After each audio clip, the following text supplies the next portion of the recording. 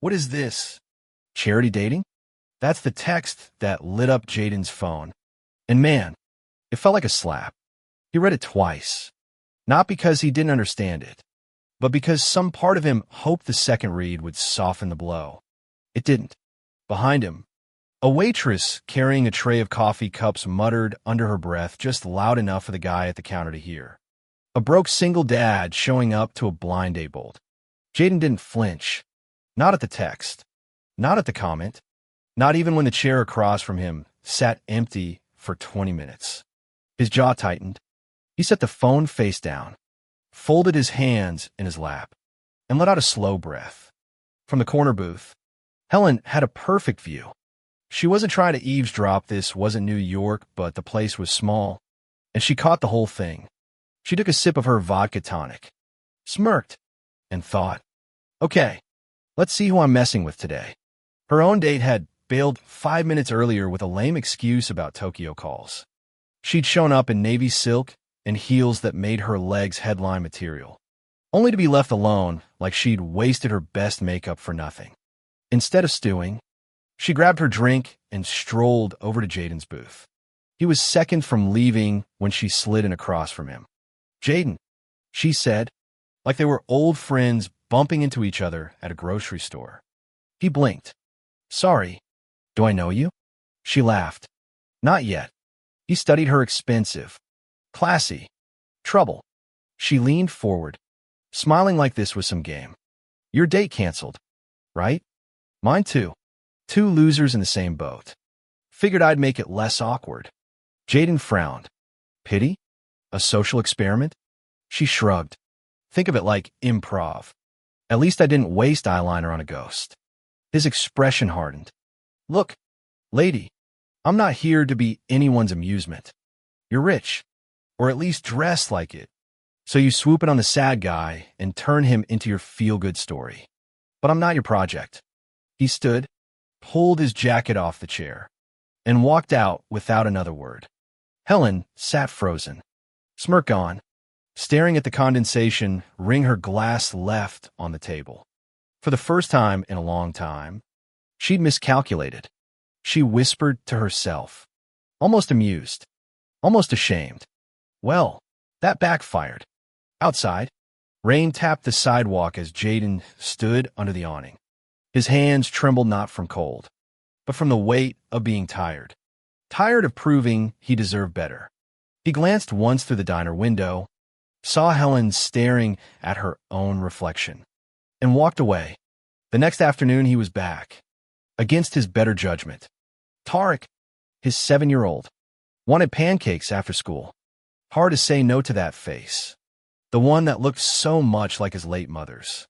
Jaden sat in the same booth, this time across from his son, sticky fingers on syrupy pancakes. Then he saw her Helen standing at the entrance in a denim jacket, hair down, softer somehow. She walked straight to his table. Tarek looked up. Someone you know, Dad? Jaden muttered. No. Helen smiled like nothing had happened. I think I made a mistake. This is table 7, right? It's 5, Jaden said flatly. She slid in anyway. Tarek, sensing tension, piped up. Is she your friend? Helen leaned forward, chin in hand. I'd like to be, if that's okay. Jaden didn't think it was, but she pressed on. Yesterday, I made a bad call. I acted like an ass. I'm sorry. Jaden blinked. He didn't expect honesty from someone who looked so polished. She turned to Tarek. He's got your eyes. Jaden. Tarek grinned. She's pretty. Dad. Jaden nearly choked on his coffee. Helen laughed, then stood. I'll let you finish breakfast. Just wanted to say sorry. Before leaving, Tarek shouted, Hey, what's your name? She turned back. Helen. And you must be Tarek. Then she was gone. A couple days later, they bumped into each other again at the grocery store. She was fighting with the barcode scanner, holding up a lemon like it had accused her of theft. Jaden couldn't help but crack a joke. She smiled back, and somehow they ended up walking together, talking. Not small talk, real talk. She admitted why she'd approached him. because I know how it feels to be looked at like you're not enough. And I thought I was harmless. But then I saw your face and realized I'd become one of them. He didn't walk away this time. From there, things shifted. Slowly, awkwardly. Jaden invited her onto the old Ferris Tarek loved. She clutched the rail in terror while Tarek teased her. Jaden smiled a rare smile that softened him in a way that made Helen look twice. At the top, she admitted, I needed to prove I could say yes to things that scare me. He nodded. Good fear to pick. That day ended with hot dogs, a bench, and a lemon drop she offered him. It was small, but it felt like the start of something. Moment piled up. Helen confessed she wasn't always sharp and cold. Life had stood her up one too many times. So she built armor out of power suits and money. Jaden told her, you could be small with someone and still be safe. For the first time, she believed it. But nothing was simple.